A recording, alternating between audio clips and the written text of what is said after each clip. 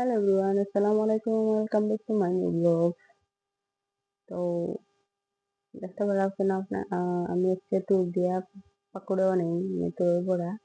তো এখানে আমি বলি টুরে ছোট ছোট করে হাতে নিচ্ছি আর লগে দিচ্ছি আলু ডাল, আস্তা ডাল আর ফিশা ডাল দিয়ে দেখতে পারলাম মশলা সব তৈরি করে দিলাম। এখানে আমি দিচ্ছি চাউলের গুঁড়ি আর ধনিয়া পাতা আর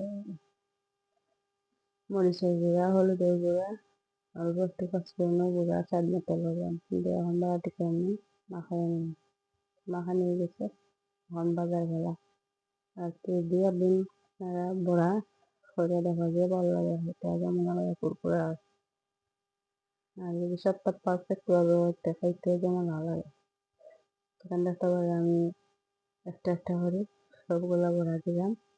তো সবগুলা বড়া দিয়ে এখন এক সাইডে গেছি আমি আর এক সাইড উল্টে দিলাম ওই সাইডে দিলে তো আমার বড়া ওই গেছে প্রায় এদিকেও কম পেলে এখন লাল লাল হয়ে যাবার জন্য আপনার স্বাদের দিয়ে আপনার আবার জন্য এটা দেখো কত সুন্দর হয়েছে আমার বড়া খাইতে কেমন চলছে।